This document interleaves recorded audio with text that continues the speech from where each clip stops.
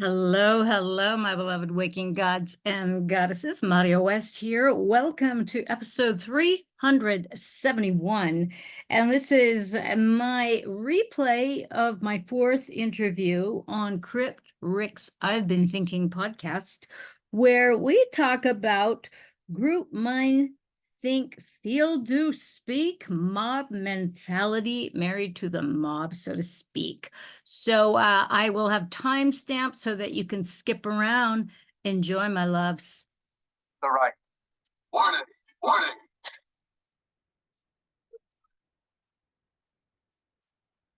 See how the trouble you've started? Be they the government, be they industry, be they organized labor, be they anyone, or human beings. When the operation of the machine becomes so odious, makes you so sick at heart that you can't take part. You can't even possibly take part. And you've got to put your bodies upon the gears and upon the wheels, upon the levers, upon the apparatus, and you've got to make it stop. And you've got to wait for the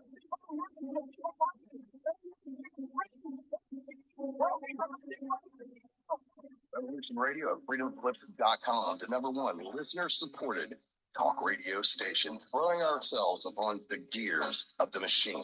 Revolution Radio, where information never sleeps. Call down the thunder. Well, now you've got it.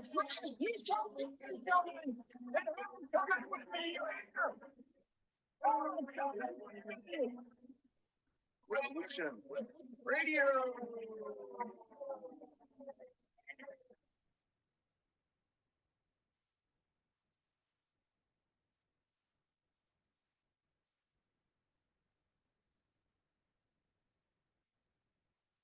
Welcome to Crypt Rick's I've Been Thinking.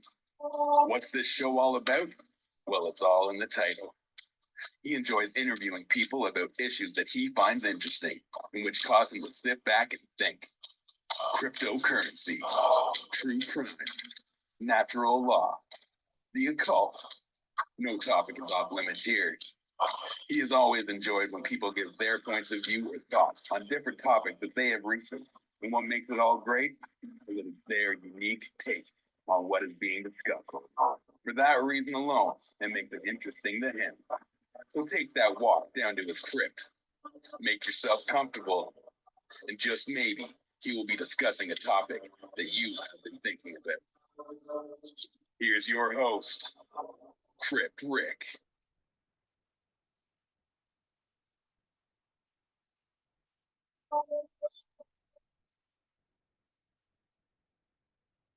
Welcome, everybody. What a day of the week is it? Well, of course, if you are listening here right now, which you should be, it is, of course, Monday, and I love Mondays. I tell you guys that all the time. I've been telling you that for years, how much I look forward to a Monday, because it is the start to a new week of challenges and accomplishments, and that's honestly how I look at it. I know a lot of people, what's that famous song, I Hate Mondays? Well, hey, it's a good song. I'll give it that, but it's not my mindset, actually, for a Monday. And today was no exception. It was incredible here where I live. It was so warm for this time of year. We were at like 15 degrees, almost hit 16 actually, and it was amazing. I was outside all afternoon, sucking the sun in. I was like a lizard. I was out there like sunning myself because it's been so long since I felt sun on my face that warm because of winter. So it was amazing. It was so warm out there. I'm so grateful that I made another winter, actually. It was not even a bad winter, though, to be honest. I can't really complain, but it was awesome. And so, yeah, it was great. I was out there, and the animals are out of hibernation already, so I was feeding them. And it was just a great day. It was just really a great day. And so I'm hoping you guys are having a great day as well. Hopefully it's as beautiful in a day like I did today. But incredible. It's just a lot going on. So I'm excited to be here, as you guys can always tell. I look forward to this show every week. And doing the show with Jonathan, I look forward to as well. I really enjoy being here, guys. And also, I always like to remind you guys, remember, it is listener-supported here at Revolution Radio, the #1 listener-supported radio station. And that means that we are here through your guys' generosity, and we wouldn't be here without you guys. And that's just the truth, and I will always say the truth to you guys as best I can. And I do know that is the truth, that we are fighting a battle here that we are losing. Censorship is at a crazy level. I talk to people constantly that are getting videos down. I just read somebody had a couple of videos pulled down off YouTube, of course, that have been up there for years. and they just got pulled down finally. So it shows that they're tightening the noose of censorship, and especially here in Canada, I'm starting to see rumblings in the reading the news and hearing things through the grapevine kind of thing, where they're really starting to clamp down and start wanting to clamp down even harder on censorship and freedom of speech. And so that is what you're supporting here at Revolution Radio, guys. And it's so important right now. You have to join the fight. Whether it's a small donation, a large one, they all add up, guys. It doesn't got to be huge, but even small adds up, and it will keep us all here doing our shows for you every day of the week. And there's so many ways you can donate. Just go to the donation tab at the top of the page at revolution.radio. There's so many ways you can donate. They got it covered. They got cryptocurrency. There's direct pay. There's Patreon, snail mail. You name it, it's covered. And it's going to go to a good cause. 100% of your donations go to just keeping this radio station up and running for you guys. And it's amazing. I've met so many incredible people through here and interviewed so many people. And there's so many great hosts here doing a variety of shows on so many topics. And these are great topics. These are discussions that need to happen more that aren't happening. And a lot of people are, for whatever reason that is, whether they're scared to get into these topics that we talk about, or they don't want to go against the grain. I don't know what it is. I think a lot of people are just, I don't know if they're beaten down. I don't know the best way to think about it. Like, I've tried to think about this and why society is where it's at. And I think it's a lot of things happening at once. I think people are just beaten down over time. It's kind of like a marathon that we're losing, I think, in a lot of ways. And I think about these things. How did we get here? I always wonder that. Like, how did it, in my short time on this planet, and think about where it was when I got here, and then where we're at now.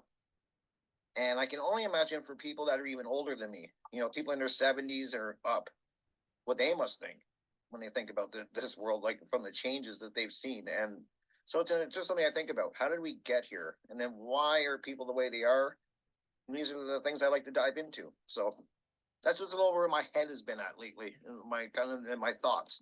And what I sit and think about when I'm not drumming, actually, and while I'm drumming, my brain seems to wander, and I get into some deep thought. I don't know whether it's a rhythmic pattern of drumming or what it is, but something triggers these thoughts, and I get into these deep thoughts when I find when I'm sitting at the drum kit, and gets me thinking and just questioning and questioning and questioning. And I don't want to fall into the rut of questioning too much all the time and just searching and searching and searching, because I think that you get stuck in that loop where everything, is you're questioning and conspiracy theory and everything. And then that's another, I think, cul-de-sac that people get stuck in.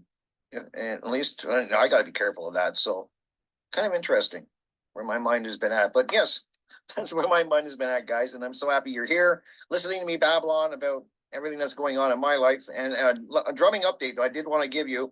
Please check it out. My lessons, we would try to do it on YouTube, but censorship. Since I'm playing along with music now, we had to move it over to Twitch. So please head over to Twitch and just type in Drumming for All program, all one word, Drumming for All program. And that is Carlos, my amazing drum teacher, and who's doing so much. It's all donation based, and all the money that gets donated to his charity goes to equipping people that cannot afford drum lessons or drum equipment. So he's doing a lot in the city where he is, and making sure that people want to take lessons. He provides that for them, and if they need equipment, he does his best through his donations to get the equipment to them that they need, so they can get involved in this amazing thing called drumming. It opened my eyes, it's opened my world, and it's an incredible thing that he's doing. So please go over there and support him. You can also support him on YouTube as well. You just won't see me there doing my live lessons, which my live lessons are every Friday, and they're from 12:15 to 1:15 p.m. Eastern Standard Time. So that's on Twitch, 12:15 to 1:15 p.m. Eastern Standard Time. You can go there, see me doing live, and watch me fumble away my through drumming. It's amazing. It's a lot of fun. You can ask questions. It's just a really cool hour, and you're going to see me doing my thing and getting better as I do it, which is awesome. I'm really enjoying it. And so please go show Carlos your support, because we need more people out in the world donating and their time and their skills, to people that can't afford. Not everybody can afford drum lessons. Not everybody can afford guitar lessons or dance lessons, name it, art lessons. And if you are somebody that is a teacher of these skills, think about donating your time to people that need it, that want to learn it, and they just can't afford it. Times are tough, man. And so it's amazing. Please go support them. So yes, Drumming for All program, that's on Twitch. And on YouTube, it is Drumming for All Nonprofit. So that's the YouTube one, Drumming for All Nonprofit. And go over there, subscribe, and keep updated. And it's amazing. He's a great teacher. I've learned so much already. And I think I'm 6 lessons in now, 5 or 6. I can't remember. 6. I think this Friday will be my 6th. So please come and join me. It's actually cool. We're getting a bigger crowd every week in the live chat. So I'm hoping to grow it really big and get a lot of people in there and interested in this amazing instrument that I love. And I think a lot of people will enjoy it. So I want to get that out of the way, get all the housekeeping out of the way. Let me get a sip here. Getting dry. Alrighty. So let's see what I got on the agenda. Wow, we got a great show, actually. Got a great guest lined up. And I am looking forward to this topic. We're going to get into some hard topics, I think, some uncomfortable things. But I think, once again, there are topics that need to be talked about. And I like talking about these things. And it has been, like I said, where my mind's going. And the topic with my amazing guest, who I will get on here in like 1 minute. So here's your heads up. Is we're getting into that. I was thinking, and I've been thinking about this a lot lately, and I think it might be a lot of things that are going on with the elections and stuff like that, and how people get married to an ideology, and without really knowing about where it came from or what it really represents. And I wonder how people get into that mindset. And it's just something I think about. It's like, and you can name so many topics. Like it's not just voting or government, but you can name it, anything really. These ideologies, whether you talk about religion or you get into, well, any of these uncomfortable topics, whether it's a trans movement or a gay movement or, like I said, politics or whatever it is, these movements and these groups that people get themselves involved in, and then how they get married to it to the point where they will defend it, violently at times. They get so deep into it. But then I wonder, do they really know what they're defending? Do they really know what they are supporting? And I'm sure some do, but I think a lot of people maybe don't. Maybe they do it to get along with the group. They want to be part of a group. I don't know. So that's the discussion I want to have today with my amazing guest. So enough of me babbling, and I can actually take a breath here. And I'm going to welcome, we've had her on before, and I'm going to be trying to get her on every couple of months because we have such great, important topics. She's been here before a couple of times. So my amazing guest, Marja West, welcome back to the show. Hello, darling. Nice to be here. Thanks for having me, Rick. Of course. I love having you here because we have such great topics, and we get great discussions going. Yeah, that I think need to be had. Yeah. And this is another good one. And so I want you to dive into this one wherever you want. But you know where my mindset's at. Like, I just let people know. That's what I've been thinking about lately is, like, I think a lot about Marja. I think about where the world, like I said, how we got here. And then I see people really defending so many different groups and ideologies and stuff. And then that's where my mind went, was like, do they really know what they're standing for? No, I would have to say they don't. And it all boils down to really not fully recognizing your need to belong to a group. And so many of us are so traumatized by our tribal systems or family systems, our religious systems, our social systems. And so it's easy to adhere to some ism, pick one, and then pick one where you have the most members in group, mind, think, feel, do, speak, these echo chambers. And you don't even have to take responsibility for what it is that you are thinking or saying or agreeing to, because you've got the mob behind you. And that's what's happening. And it doesn't matter what the topic is, whether it's religion, whether it's a trans movement, pronouns, dating, pickup artists. I mean, you name it, you can get behind any cause, any position, and go to town and still be full of shit and not know what you're talking about. Yeah. No, I agree. That's the thing is, that's why I question. And I'm sure like I said, I'm sure a lot of people that have some of these beliefs and they're in these movements, they do understand it. And I think some of them do have a good, firm grasping of it. But I think a majority of people, I fear, are just getting on board, like you said, because they got the power of the mob behind them. And that's a scary place to be, in my opinion. Yeah. And with the mob, with any group, there is a consensus reality. And in that consensus reality, there's a script. There's a script. And the script is, you just copy and paste. And you can just copy and paste it everywhere. You could do it on your profile. You can create a YouTube channel on this copy and paste, on and on and on. Create a podcast.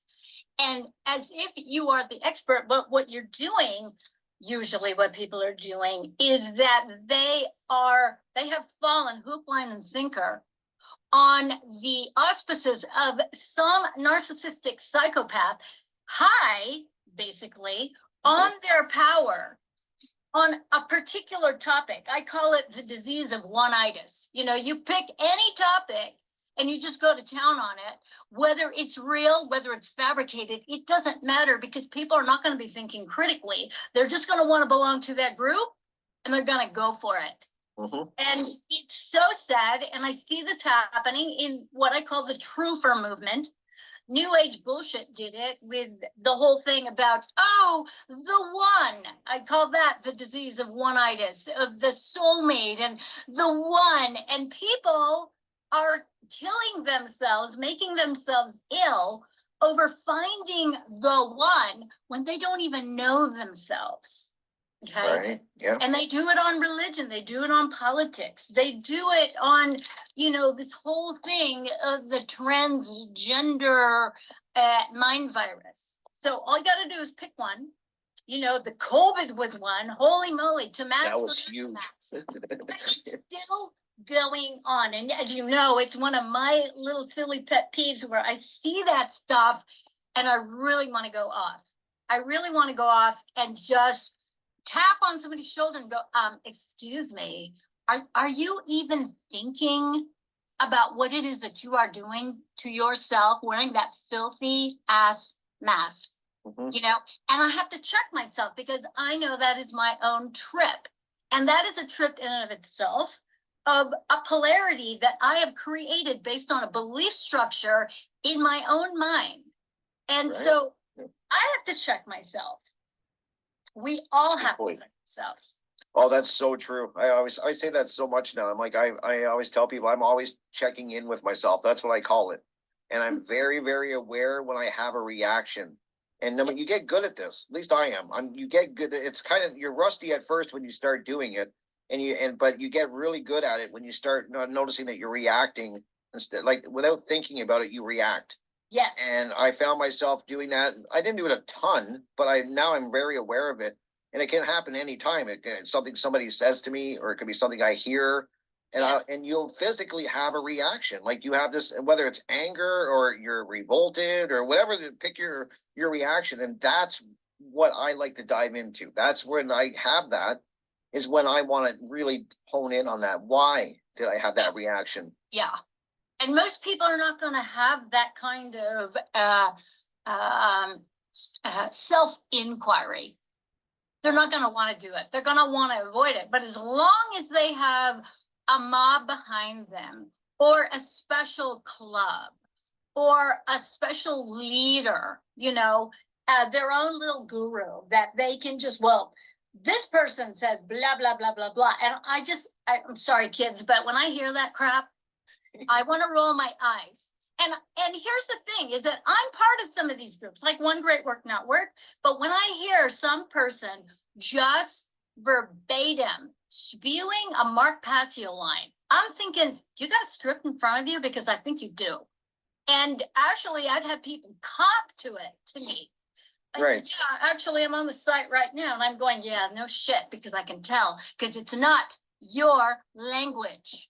Okay, you are just upchucking somebody else's work and then pretending like you know what's going on when you don't. At least have the audacity to just admit that you're parroting somebody who has done that work. Right. No, well, yeah, we were talking about that off air, actually. I was saying that, like, when you start to notice it when you talk to a lot of people, that they will parrot something and just kind of give you like the soundbite that they heard, yes. Like, and they give it to you word for word, whatever it is. Yes. And that's where I'm like, no, okay, I get it. And most times I would probably agree with them 100%, but it's like, I want to hear your, let's boil it down, and I want to hear your like what you really think. Don't just give me the cookie cutter answer. Give me something like maybe it's because I want to know they put some thought into it. Maybe that's what I'm looking for. Yeah, well, not just thought, because a lot of, like, if you're really going down those rabbit holes, okay, and you are actually applying them, there's going to be a cost to your way of life, your way of being. And what does that cost? Are you ready to, like, really live it down and give up your shit behavior, your knee-jerk reactions to stay safe? Are you willing to put your family at risk for what it is that you are subscribing to? Or are you just a poseur? You know, I mean, that's one of the things that I just love to do, because, as you know, I am a provocateur, and I will sit there and I will poke at your affirmations or your declarations, just to see how much it is that you are really, really, really subscribed to, and how big of a poseur are you in reality? Because most people are poseurs, because never in a million years will they stand up to tyranny. They can talk about it, but would they actually do it with the consequences of their actions or their inactions in mind? Oh, hell no, they won't. They won't. People are way too comfortable, which is why they need to be part of a group, and they need to, you know, sit there and pose. They need to sit there and be a part of the group and go, yeah, I totally agree to that. And I just roll my eyes. It's like, you know what? I've been around a long time. You can't fool me. You can't. Right. You can fool yourself. Yeah, that's it. Well, I do think people fool themselves all the time, and I think people lie to themselves very well. And I think we've all at one point been guilty of that. I mean, I'm not saying I'm any different. That's the work I constantly do on myself, because it's amazing what you can make yourself believe and justify. I find a lot of ways is that you justify shitty behavior, and you'll justify it away a million different ways, and without just really going into it. But to build on what you were saying, Marja, which I like, is that tough question, like when metal meets bone, would you stand on these things that you're defending and your beliefs? And that's a tough question. And I think, and I want to be the first to say, oh, I would stand on it. Foot to the ground. And I think I really would. I think I'm at the point now where, yes, I would. Always that way? Probably not. I probably could have maybe folded years and years ago when I was a lot younger. But I think a lot of people have to ask themselves that question, like, are you willing to put your shoulder to the storm that's coming? And it's coming. Believe it, people. I see it. Here in Canada. This is mental. You know, that kind of shift in a paradigm where you realize, oh my God, I've been a slave all my life. How do you unslave yourself? You have to learn how to think properly. And with that thinking, then you're actually redesigning your reality based on your up-leveled way of thinking. And how are you going to implement that? How does it start? You know, and this is the thing, is that when I talk about this, I'm not talking about making these sweeping changes. That might have to be, but for most people, you're going to dip your toe in, and you're gonna feel the temperature of that. How does it feel? How does your toe feel dipping in that reality, dipping in that cold hard truth? And then you have to follow through. But most people will just be in an echo chamber and, like a dumb mob, just kind of like go along to get along and not really have an opinion or have a game plan, because that's what it takes. It takes planning. It takes absolute, utter courage to be able to go against the grain and stand on your own, with or without a mob behind you. That's true. You know? And more courage you have to do on your own. More courage, I would say, on your own. I mean, at least if you have a mob behind you, you got some momentum. But by yourself, that's where you're left out naked, basically. Yeah. And I think this is part of the big problem of needing to join a group, needing to belong to a group, is that you have not done enough of your personal work to not care about what other people think, to not have numbers behind you, for you to be able to stand on your own and live whatever conviction you are aspiring to, or declaring that, you know, this is how I feel, this is what I believe, this is how I want to live. It's like, okay, all right, well, let's get to it, kids. Yeah. You know, That's a good there's too point. many people pretending, too many people pretending, and then they're miserable. Okay. Mhm. I mean, it's like staying in a bad relationship. Yeah, and how many people do that and justify it too? Speaking of justification, yeah. Of course, of course. Well, like I say, it's another, whether you're in a relationship or a political party, that one-itis. This is the one place I'm gonna be, come hell or high water. Hmm. You know, and a lot of this stuff, a lot of these groups actually, you know, they subscribe to the most horrific, immoral things. But then when a lot of people in a group of that nature will, you know, they'll make these excuses like, oh, it's for the greater good. That, to me, that line, for the greater good, is so dangerous and so evil to me. I think it's the worst of the worst of the worst. Because then you can convince yourself of any immoral activity, immoral mindset, and be okay with it. Yeah, that reminds me of a line I heard somewhere, that there's nothing more dangerous than a mob that thinks they have God on their side. I heard that somewhere. I don't know if it's a movie or somewhere. Maybe somebody can let me know, but I did hear that somewhere, and it made me think when I heard that. Like, you know, that's just an example, but it's just what came to mind when you said that. Is that, and take out God, even if you put the word right in. Like, if you have a mob that thinks they're right, that's dangerous. I agree with you. Exactly. You justify all kinds of shit, that shitty behavior you're doing. Yeah, and because you can burn down the town and kill everybody and say, I didn't do it. Yeah. And it's just, it really is. It's very, very sick. And the religious mobs, all of that, you look at all the Abrahamic religion in the name of God, you know, God permitting, you know, it's like, wow, this is how you justify it. I mean, it's, you know, and also the pagans did it too. For a harvest, for the greater good, and we're just gonna go murder and sacrifice a bunch of people. It's like, okay, you know, whatever floats your boat.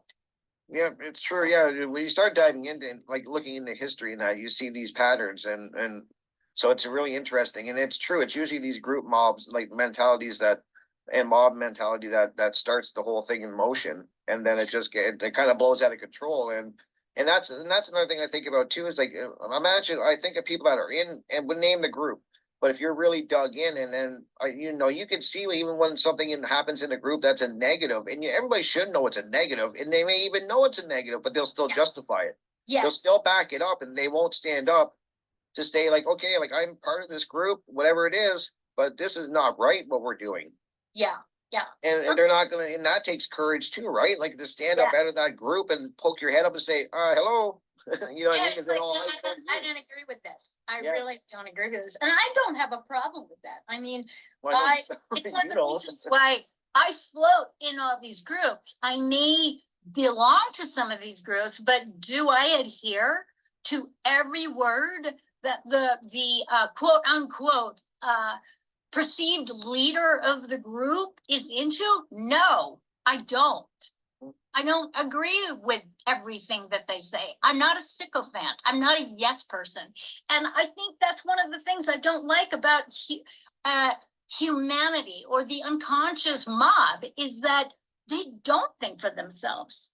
You know, it doesn't even occur to them that you can have another opinion that is much more in alignment with who you really are, as opposed to who you think you need to be in order to belong to a particular group or gain acceptance, you know, gain kudos and get patted on the back by the so-called leader. It's like, yeah, no, I'm a major shit disturber. I have offended the so-called leaders and all of these groups they know I'm a pain in the butt.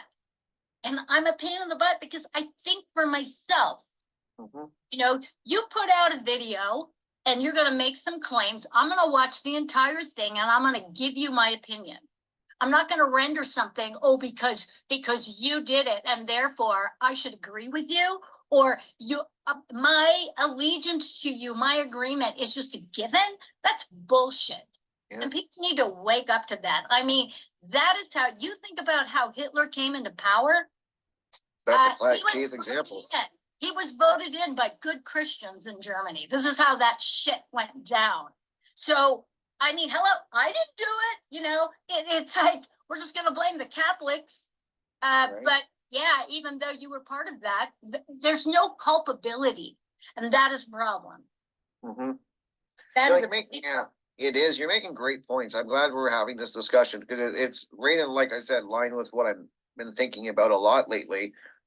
Asking the question, which I'm sure we're going to dive into. I know you dive that's what I love about your videos, Marja. I like because you get to the meat of it. I call it like you kind of like what people are thinking, and it's like, well, we're going to dive in and examine it. And I think that's what really needs to be done. As I was saying at the beginning of the show, like we have to. And it doesn't mean, and I love what you also say, like it doesn't, and you're not even saying agree with everything. The point is that you have your own opinion, put the work in and look at it and then internalize it. And then I always say, like, work it in your own mind and your whole spirit, like work what you're taking in. And then, you know, some things you may not agree with, you might agree with some things, and you kind of it's like a recipe, I call it. You're kind of taking ingredients that are working for you. And, you know, and I've heard people say things that, you know, that people that I do listen to, and a lot of the time they got great stuff. And then I'll hear something once in a while, and I have no problem saying, I don't agree with that. Yeah. Yeah. Like, sorry.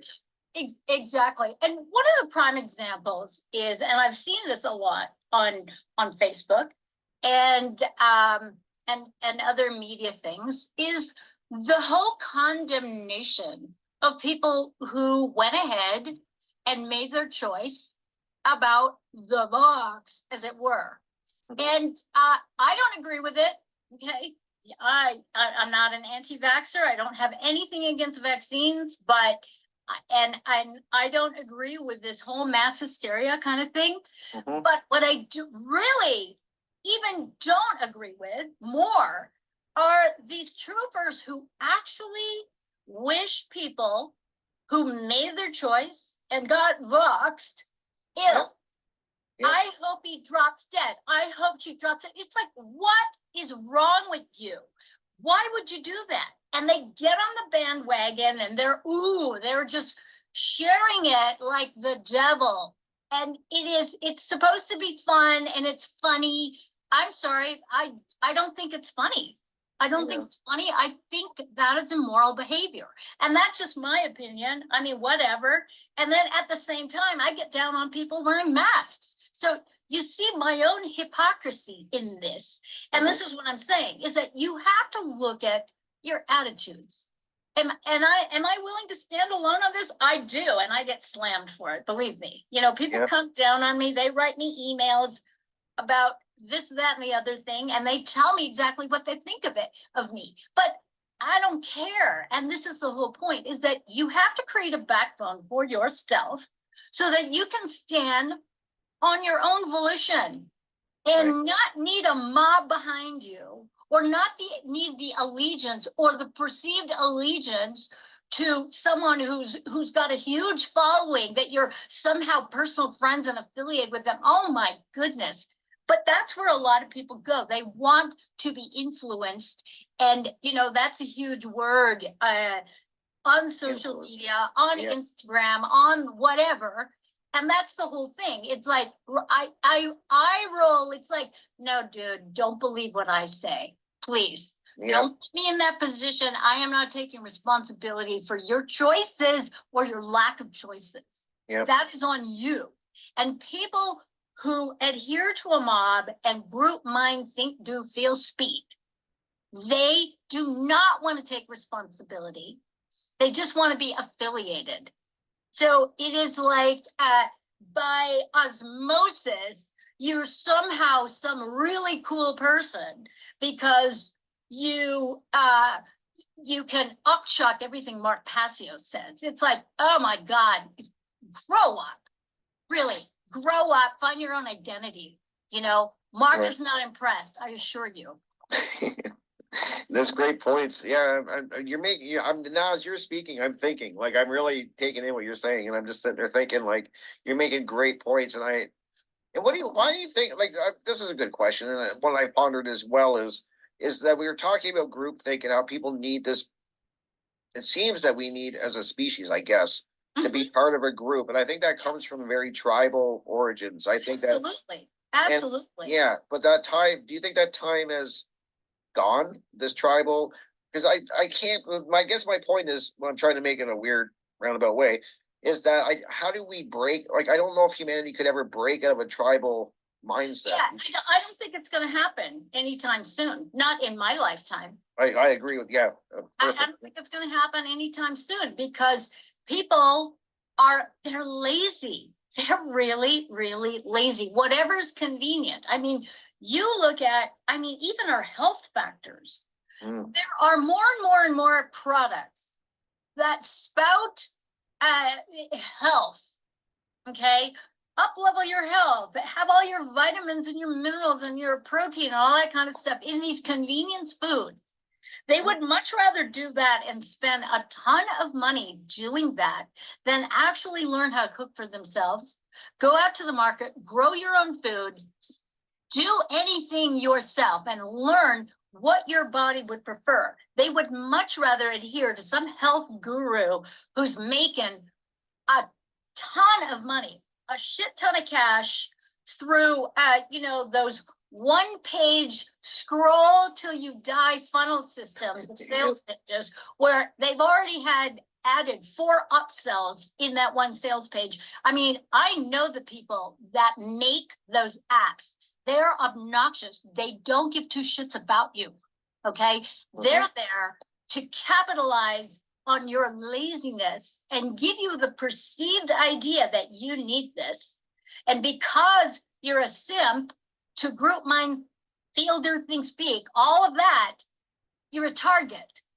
But I belong to that group. I get to do that. That is how seductive it is. And it just pokes at people's laziness. It pokes at people's vanity, the quick fix. I have to take responsibility. I'm going to be one of those people. I'm just going to be a stat. And, what's going to happen. Those products are going to sit in your cupboard until they expire. And that's usually and it's probably on auto ship and they've got your credit card. These so-called product gurus are making bank on our stupidity and our laziness. Oh, yeah. Absolutely. Yeah, I think you're right. I'm thinking about that too. Like they got all these quick fix products and you're right. People want the quick fix. And I think societies, we're definitely engineered. They've steered society in that way where everything is instant gratification, the quick fix, and you see it all the time, like lose 30 pounds in 5 days. Oh, I know. Yeah. And it's like, well, how is that healthy? Like, that can't be good. But people do it. In 48 hours. It's like, oh my God. Find your soulmate 48 hours. I'm like, oh, wow. It's like that. Marja, the sad part is if you made that app, Find Your Soulmate in 48 hours, you'd have people subbing to it left, right. Oh, absolutely. That's why the success of, say, the pickup artist community, all of that, at the end of the day, who are these guys that are part of that community? They have figured out a way to manipulate women to cover up their own insecurities and their own lack of game, quote unquote, by creating a different kind of game where it's no holds bars and you biatches, you just watch yourselves because we're going to give you what you want, even you think you don't want it. And you look at the desperation in relationships or the desperation to be thin or the desperation for this, that, and the other thing, the desperation for the truth. Let's take Mark Pathio's what on earth is happening thing, right? How many of those people are actually starting from his very first video? Not many. That I can Not attest. many. Exactly. Yeah. How many people are starting with my very first video? Not many. No. Okay. So they take these little sound bites and all of a sudden they sound like experts. And, you know, it's like, good luck with that. Mm-hmm. No, you're right about that too, because I think about, like, I know this from experience, because I've watched something that's really good. I think it's really good and will help some people, even in my own life, personal life. I'll be like, wow, you should really watch this, and you might take some good value out of it, like in certain areas, and they won't take the time. They like, you want me to watch something for 3 hours? Are you crazy? And I'm like, okay, yeah, Yeah. and they just don't put the time in. Yes. And that 3 hours it's a gateway to a lifelong process of extricating yourself from the mind control that is crushing your soul. And you don't even know it. And Right. that to me is like, whoa, whoa, whoa. So just the instant thing, get a 23-inch waist by not working out. I mean, it's like, I see these headlines and I just like, okay, wow, all right, there you go. Yeah, and you're right too about health. Health is a big one too that I've been like, well, I've struggled with my whole life, is health issues, and so I have to be very careful, because you always have somebody promising you the next quick, fix that's going to fix everything. And I think anybody that's being honest and listening, we've all seen ads on TV late night or something like that, or you see magazines. There's magazines dedicated to promoting these quick fixes and these group thoughts, and it's another form of being part of a mob mentality in a way. And the reason I say that is because you think of the natural, like, the homeopathic people arguing, and the big one I see now that I got into discussions with is and I'm sure you have, is the whole vegan, and then meat eaters, and that's a vegetarian, and now they're all butting heads. And I'm like, okay, so we're getting lost in this wash of who wants to be the right person. And to me, I think it's whatever works for you. And I do, but I get when people want to eat animals, they don't agree with it. And 99% I'm with you on that. So I don't know I don't claim to know the answer, but I'm saying that it's not as simple as right or wrong. I don't think. I could be wrong. The struggle is real. The struggle is real. Well, and when absolutely. That sort of ism versus ism is another divide and conquer. And these are all distractions. In my opinion, these are all distractions that keep us at each other. Because the more of a divide that there is, where we can be polarized, okay, I assure you, the powers that want to be, they're loving every bit. They're loving every bit of the conflict, because this is an easy way for them to harvest our attention and harvest our creativity. Which is why there are so many quote unquote plants within the matrix that are supposedly, one way to describe it is controlled opposition, to where you can just work everybody up in a lather and get everybody upset and clinging to their opinions. And I know that for myself, I used to get into like really, really great, avid, lively, push comes to shove debates. I just don't do it anymore. Why? Because I don't give a shit. I'm not going to sit here and defend my position. I'm just going to put my head down, and I'm focusing in on the work that I need to do in order to contribute to humanity. So that's what I'm all about. But it is delicious. I mean, we like a good raucous verbal debate, verbal fight. I see some of the little debates that go on in the comment section of various Facebook posts, and I just howl. Because people get downright pissy and violent and majorly butthurt and upset. And I have people commenting on my stuff, and I pick and choose, and if somebody's going to rant about something, about a post that on a specific topic, and their rant has nothing to do with the topic that I posted about, but they're tearing apart the person who perhaps created or the post was about them, I want to tear them out, I don't even respond. It's like, yeah, that's a waste of my time. I don't care. I don't care what you think. You don't like the person, you don't like her, you don't like him, then okay, good for you. Yeah. But I'm not going to sit there and waste my time to set you straight. I don't care. I don't really care.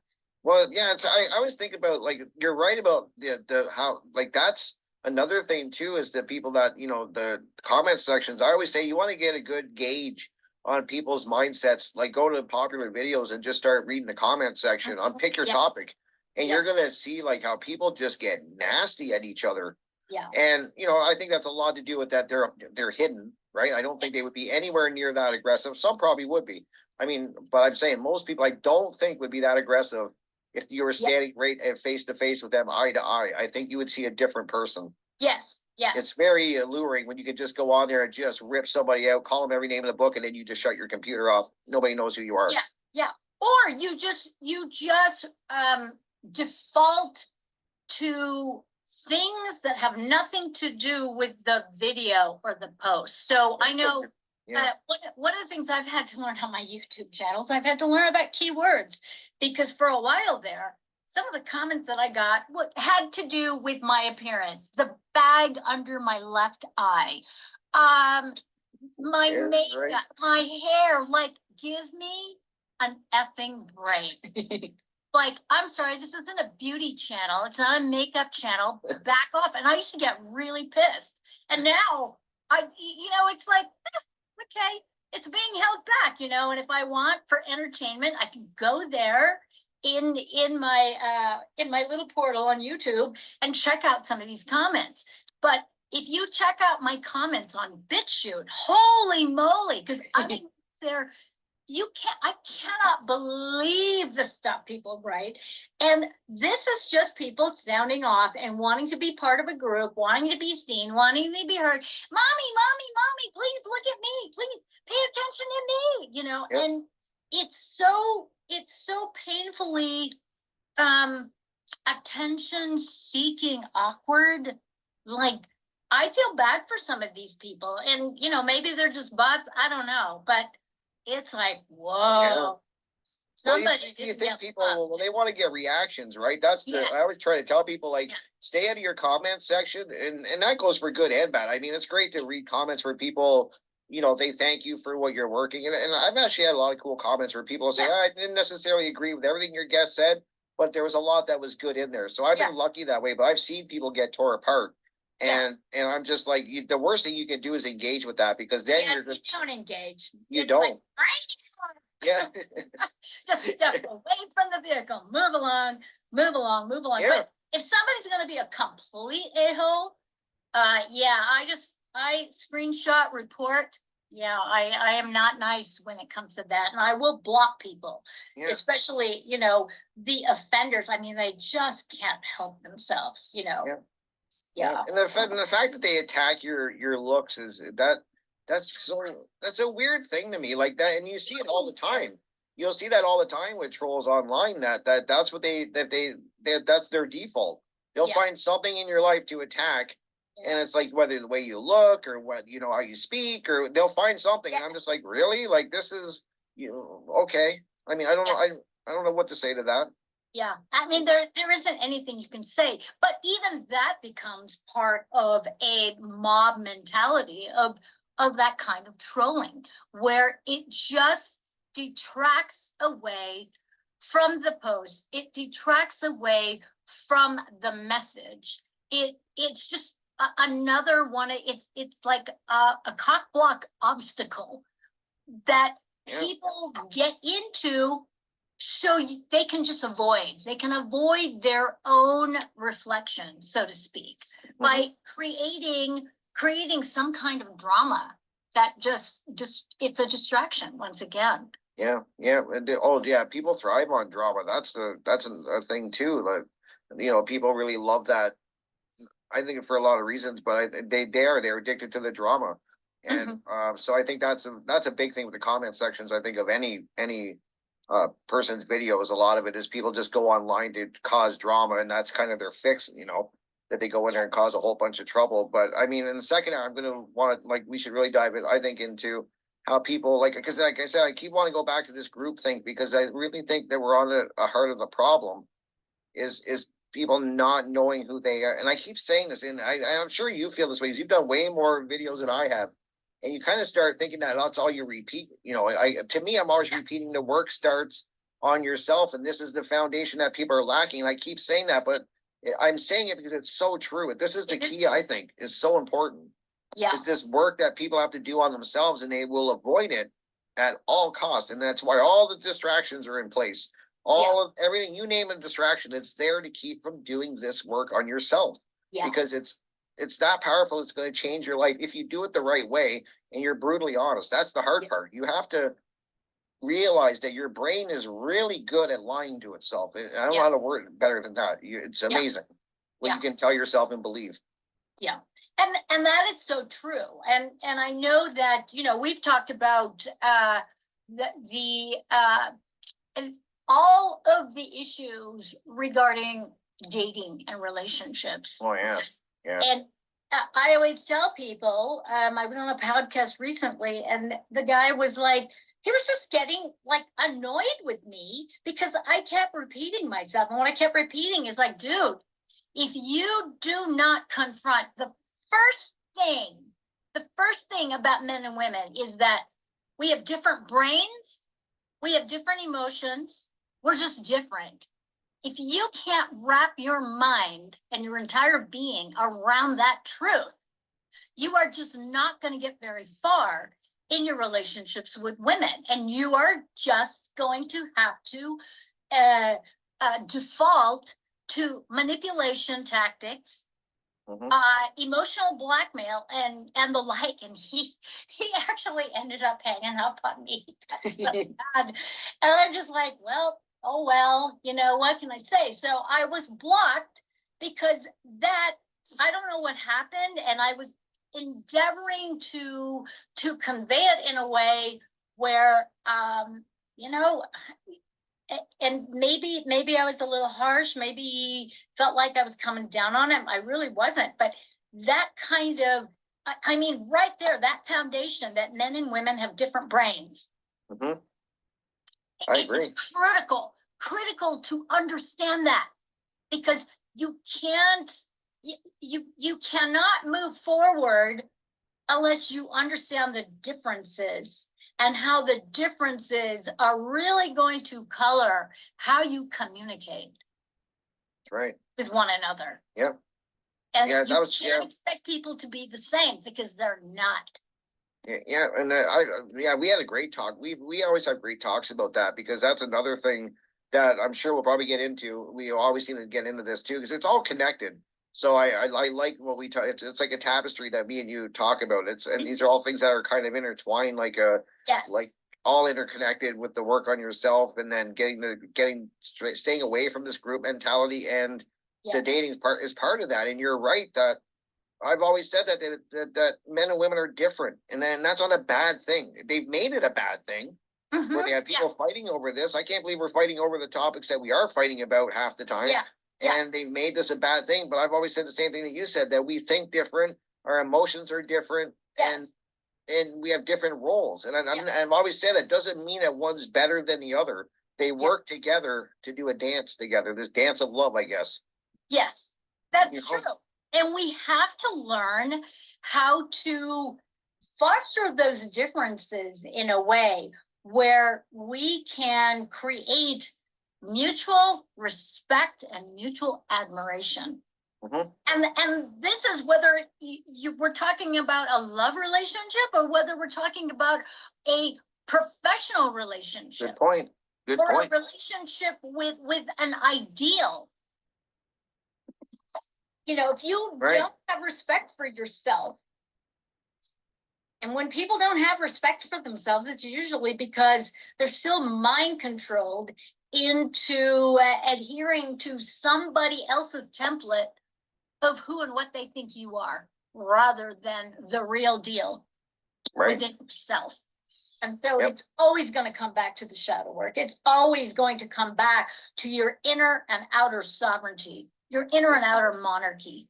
Yeah, that's great points. And that's true. That's a good way to differentiate. I wonder how many people, I've never even actually differentiated that as much as I should, is that when we're talking about a romantic relationship and then you speak about other relationships, so not all romantic, it's how you interact with the opposite sex, just in a business way, in a social, that's very true. Like this is all this dance that we're doing, and very important.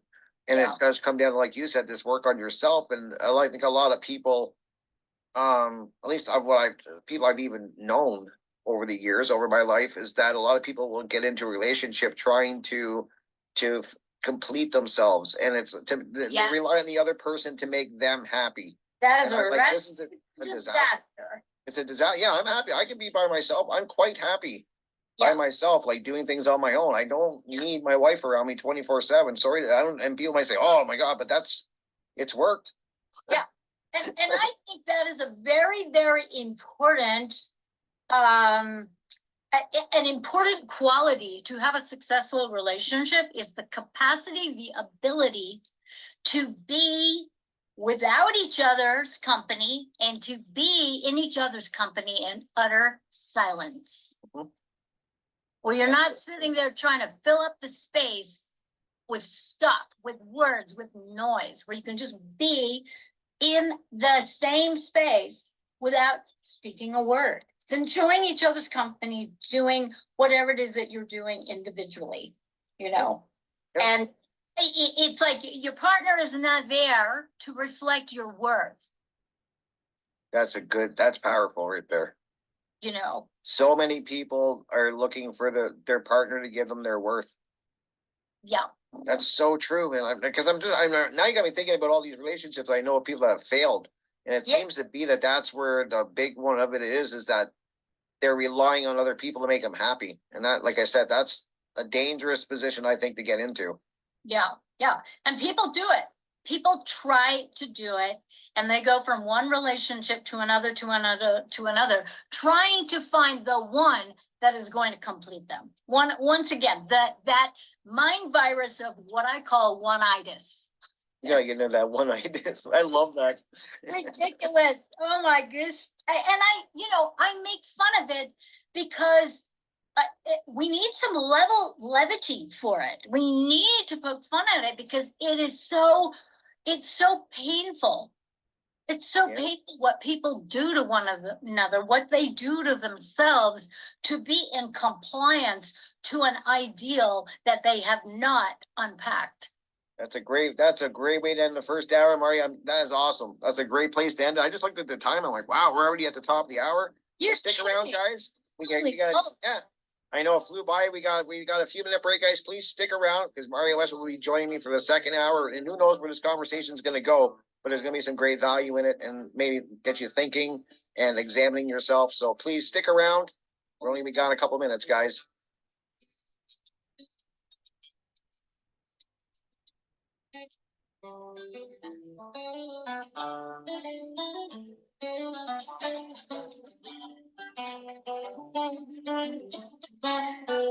Listen to Revolution Radio at freedomslips.com. We'll be right back.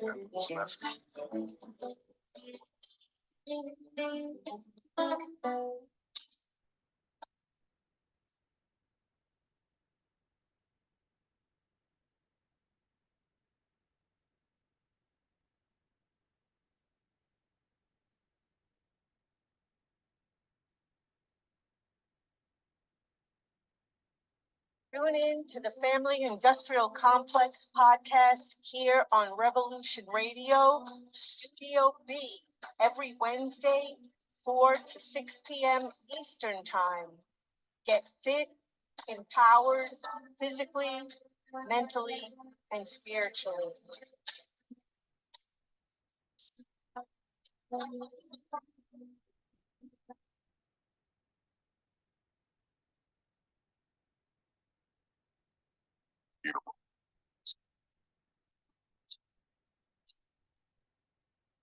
Now is the time to explore your greatest potential, embracing truth, health, and wellness while discarding the system and exposing its corruption.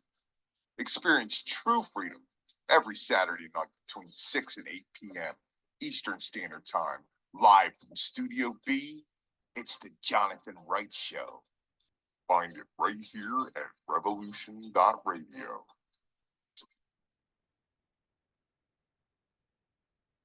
I will defend myself against their tyranny. Number 3 is my radio broadcast. I'm squarely in front of the public all the time, and they all know what's going on.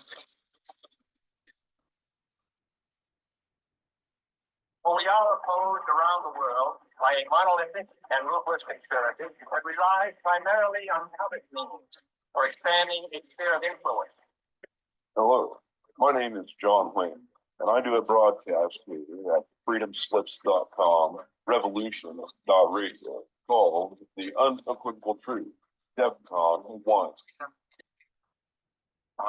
And folks, I assure you, we are in Defense Division 1 as we journey perilously through this paradigm that we currently reside in. And I ask that you join me every Saturday, 8 to 10 p.m. Eastern Standard Time for The Unequivocal Truth, DEFCON 1.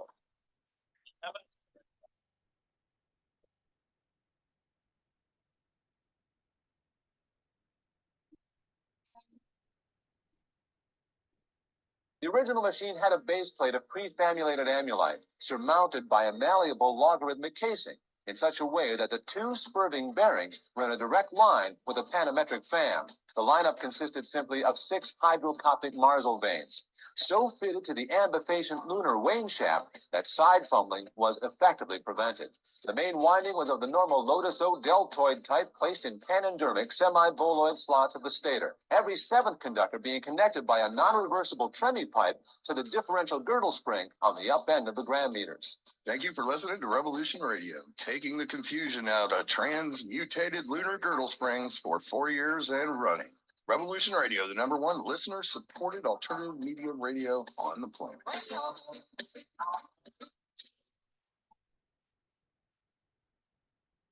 All right, thanks for listening while we take that short break here at Revolution Radio, freedomslips.com. And now we're going to get back to your host.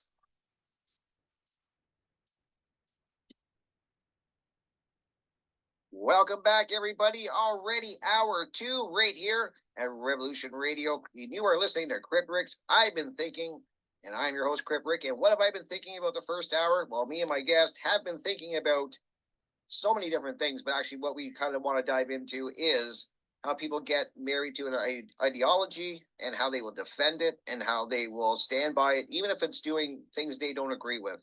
And this is where my mind has been at. I think this is the core of a lot of problems. I think we have a lot of core problems that are happening at once. And it's kind of making this mess, spider web of what's going on. But I think a lot of it is what we're talking about. I think it starts with the work on yourself, which I guess I'm going to keep repeating because it is that important, guys. It really is. And it's in a way, it's that simple when I think about it. Sometimes I think the most simplest answers are the correct ones and they make the most sense. And there's a reason that it sounds simple because it resonates. And what makes sense, like if you want to be successful in life, if you want to have a healthy relationship, you first have to be those things in your own self. And it just makes logical sense if you think about it.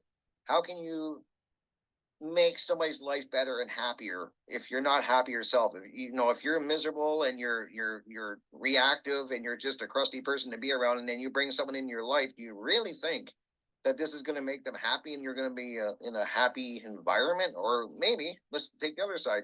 You've done the work on yourself and you're stumbling, you're making mistakes and you're correcting your alignment and you're examining yourself. It's an ongoing work. I've never said it's one and done or you do it over a weekend or a month or whatever. This is, I say it, checking in every day with myself. I try to do that. Honestly, I do. And this is the journey, and you're, happy, you're doing the work and you do get joy. At least I do. It makes me a lot happier when I'm doing the work on myself and improving myself. Then you bring somebody into your environment and it seems to flourish, or it should, unless they haven't done the work. It's a complicated mess. That's why my guest is here, of course. Marja West is here joining us for the second hour. Love, Truth, and Beauty is her channel. So make sure you check it out on YouTube. She's on other platforms as well. And there's so much knowledge in what she says. She gets to a lot of the hard topics, into the meat of the problem. And that, like she said, some people don't like to hear the truth. They don't like to hear it put that way. I do. So welcome back, Marja. Yay! Wow, I couldn't believe that hour just went. It's like, holy moly. It does, because these are important topics, and I think that's when you're into a mindset where you're really examining things, it goes really quickly. Times I wish I had a third hour, because it seems in the second hour near the end is when we're really getting into the dark crooks and things of the problems. And I was just saying, as you heard what I was saying, it's complicated. And I think this is all interacting at the same time. It's this energy dance that's going on, and it's been being manipulated, which makes it even worse and harder to get around. But you know, as we were saying at the first hour, it's this work on yourself that has to take place. And it sounds simple, because it is really, when you think about it. Yeah. Well, it's step by step and very, very incremental. And, you know, because in the first hour, what we were getting to is, and this is how I see humanity, there's just too many zombies, too many beta humans. Okay. Mm-hmm. Humanity, we're such an amazing group of people. I mean, we really are. The potential is there, because we're not just perceivers. We're receivers, and we're also transmitters. But no, most people are spectating. And then whatever it is that they transmit is actually an upchuck of somebody else's work. And so it hasn't actually gone through the sort of integration mill of unpacking a concept and really working with it and understanding how it affects you, and understanding if this is something that you really can live by. Is this a credo that you can live by, live with, and promote? Okay. Mm-hmm. Because if we're not clear on that, we're all practitioners of moral relativism, kids. Okay. And that is a very, very dangerous thing. And so the whole becoming a beta human is, you know, defaulting to, oh, I don't care, or defaulting to whatever influence of the day, influence du jour, is affecting your way of being. And I think that is just like kind of insane. But you know, the beta human is not really all that unusual when you think about, men and women's relationships. The alpha male, the beta male, okay? Who's the beta male? The beta male is actually the male that is endeavoring to become more like a woman in terms of, you know, what comes up to mind is the yoni worshipping soy boy that is going to be the chivalric male who's just going to go along to get along so he can get some. And that's pretty much it. And so, you know, when we're looking at that, I'm not looking for an alpha male or a beta male. I'm looking for an outstanding human being. Okay. Because when we start defaulting to those polarities, I mean, what does that mean for a woman? Okay. Mm-hmm. It doesn't mean really good things. And this is what I'm talking about, is that we need to get off of this ONE-itis default. Yeah. And we need to really start examining, well, what is true? What is true for you? And to be willing to stand by what is true for you, even if that means you're standing on your own and not being part of a group. Yep. That's very true, and that takes courage, and that takes a lot of. But see, I say it takes a lot of courage because it does. But also, I want to say, I would add to that when you know the truth, when you know and you've done the work on yourself, it doesn't so much become courage. Maybe it does. See, this is the thing, and this is what goes on my brain. You're getting a glimpse, people, of how my brain works. I'll have a thought, and then I'm examining it. I kind of spill it out. But yeah, is it courage when you are standing and you've done the work on yourself? Is it really courage you're standing in? It doesn't really take courage because you know who you are. So it's not courage. You just know. Does that make sense? Well, yeah, it does make sense. And I think where courage comes in is that we have to do this alignment. When we're talking about truth, there's an alignment that happens. For and sure. It's heart, mind, body, soul coordination. All of these aspects of what it is to be a complete human being, these all have to align. They have to be in alignment with one another. Otherwise, you are creating simultaneous realities that are at odds. And that is chaos. And believe me, I don't think there's anything wrong with chaos, because I think part of being a conscious human being is to be able to navigate chaos and to rise above chaos. Okay? Because we don't want cookie cutter beta, boring stuff. Right. Okay? Yeah. Safety. No, we don't want that. We want to be able to meet whatever life throws at us. When we're talking about natural law and nature, natural law doesn't really give two shits about what you're feeling. That's so true. Yeah. Doesn't care about your feelings. Okay? No. It doesn't care about that you went on a binge the night before and you feel like crap. Doesn't care. At the end of the day, if you have stuff to do, responsibilities, children to take care of, it's not going to care that you are on a bender. Yeah. But you need to look at why you were on a bender and why you're shirking off responsibility, especially if you're a parent or you have a responsibility of having a job, etc., whatever that is. So this is like really paying attention to what you're up to and paying attention especially to what you're not up to. That's a good point. Yeah, what you're not up to, what you're not doing. That's another interesting point to look at. Like what you're not doing, which is the work on yourself, I would say. Yeah. Am I right? Yeah, like that's what I always think. Like and it is work. That's the thing I tell people too. Like when they say you got to do the work on yourself, I mean that literally. It's work. It's not, and it's very uncomfortable at times. It's very dark. I mean, like if you're being truthful with yourself, because I do believe that every one of us has an extremely dark side, and people get mad at me when I say it, but you have to be in touch with that. You have to know that part of yourself. Yes. Because it is part of you, and then you have to know enough to how to control it, and there's a time to even unleash it. I mean, there's a time for anger. I'm so tired, Marja, of this nobody get angry. I feel you. Oh yeah, it is really, really annoying. I want to slap people when anger is not a high vibe. Oh, you know what? Come over here. It's such a new age BS. It's why? Again, ONE-itis. Especially have only love and light. That's it. Like, stop. Yep. Stop. We have anger for a reason. It's there. It's like you have. I always tell people, do you have these emotions in you? Yeah, you do. Well, they're there for a reason. It's not an accident. Yeah. These are all gauges. All our emotions are a gauge of a problem. So, or something good. They're gauges. Like I look at it like, and then when something's out of harmony or in harmony, these gauges are always fluctuating.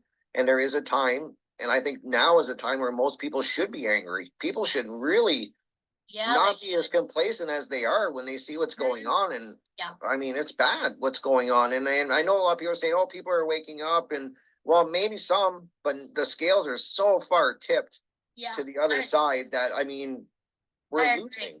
It's just true. It's just true. And also when you consider, in some of my circles, we're all talking about the Kali Yuga. There's 400,000 plus more years of the Kali Yuga, the dark of the dark of the dark of existence. And it's like, holy moly, okie dokie. So, I think about that a lot. It's like, okay, well, what does that mean? And what can I do? And I know for myself, if I start really going down in that little rabbit hole and I start getting really, really upset, it's not good. And this is where we have to really pay attention to the stuff that makes us go berserk and unconscious. Okay, so I've got a list of stuff that, I can be a really, really bad person adhering to some of this stuff because it brings out the devil, the evil within me. Now, people, I'm going to say it again. There's no such thing as the devil. There's no such thing as Satan. All of these are fabricated concepts to, once again, sidestep with self-responsibility. your own self-responsibility, your own ability to do evil, immoral things. Okay, that is the evil, because we're all capable of it. That evil, that devil, Satan, that demon is not outside us, it's inside us. Okay, Great. we all have a threshold, and that threshold, I mean, this is part of my shadow work, is looking at that threshold where I could like really fall into some really, really bad, horrible, very dark, very nihilistic things. Okay. And I've had to like face that really, really ugly, heinous, evil parts of me. You know, I mean, it's just not one facet. There's a whole bunch in there. And where I have to keep it in check, because I could easily become a perpetrator. Mm-hmm. And I get think it. I'll have to come to peace with that. Yeah, Slater, you're right too, because you hear people say that the devil made me do it. It's a saying for a reason, and what a way to shirk off any wrongdoing that you've done. Like, Yeah. oh, the devil made me do it. It's like, no, maybe it was part of you that made you do it. Yeah. And because the devil, you're right, evil's inside of all of us, and that's, I get it. I get what you're saying. I totally. That's where I've always kind of. I mean, I've talked about religion a lot on here because I went to a Catholic school and stuff like that. So that's a whole other show. But that's kind of where I always looked at the devil too. It's always been inside of me. It's not an external thing. This is the dance this is what the whole human experience, I think, a lot of cases, Marja, is about, is this discovering who you truly are and then conquering. Yes. Like, and that's that whole battle with good and evil, right? That dance between good and evil. I think of the yin and yang symbol. Like, we've all got light and dark in us, and then you have to confront your darkness. You can't ignore it. And that's how you get into these messes, is when you do ignore it, and then you can't control it. Yes. Yeah, because it has its own trajectory. It has little tentacles. It wants to stick people with it. Which is why I think, some of these groups that will like focus in on another group and what it is that they're doing. You take the vegans and the carnivores going at it. It's like, oh my word. I mean, for me, it's almost embarrassing to witness this stuff, because so much of it is so juvenile. And of course, then you have the Church of Scientism infiltrating both those groups, because they're going to give you all the hard data, nutritionally, all this kind of stuff. I mean, on and on and on and on. And I'm like going, oh, wow, kids, we just slipped into it. You slip into that abyss where you have just gotten caught up once again in a divide and conquer that it is specifically designed for all of us to go at each other on a particular ism, on debunking a particular one-itis. I mean, it's like, kids, come on. And I know that these debates can be very, very helpful, but usually what it defaults to is name calling. You're right. In which case, it's just defaulted once again to utter stupidity. And that's where I'm like, yeah, okay. Another one. Okay, move along. Yeah. Let's just swipe past it, Well, yeah, and I think, but I like that you said that people, you have debates, and I think the greatest ones the greatest debates that we can have is when people, even if they have differing opinions, they can come to the table, they can discuss it, they're respectful. They listen to each other, they're open to, like I'm always saying, I'm open. My thoughts and things some of them are always changing, and as I learn more about myself and it's about the around me and stuff, as I'm growing, I have to be willing to change things and move things around and reassess all the time. It's a good word, reassess myself. And so, but you have to be willing to change. And so that's a great thing about debates is, maybe great things can happen from a talk, and it'll make you rethink things and stuff. But when it just gets to the point where the other person, either group wants to be right, like they're right and you're wrong, and I'm going to change your mind. That's where it just at that point you might as well walk away. Nothing's going to happen. Yeah, nothing is going to happen. Nothing good. No. Yeah. Yeah. And there won't even be a discourse in terms of exchanging ideas. Mhm. And that is what is, and I find that very, very sad, you know, like that podcast that he just wasn't even going to go there. And so what was his default? His default was to just hang up on me. Oh, that's crazy, man. Wow. The end. And it's his prerogative. It's his podcast. I mean, okay, whatever. Yeah. Sorry, not sorry to offend. You know, and that's always a risk. Yeah. When we can stand on our own and we can either debate or we can be an example, live by example. Good. Yeah. Without the backup of a group or the affirmation from some cult leader or whatever, you know you're getting somewhere, because that is part of our sovereignty, is to be sovereign within ourselves and to stand on our own. That's the goal. Yeah.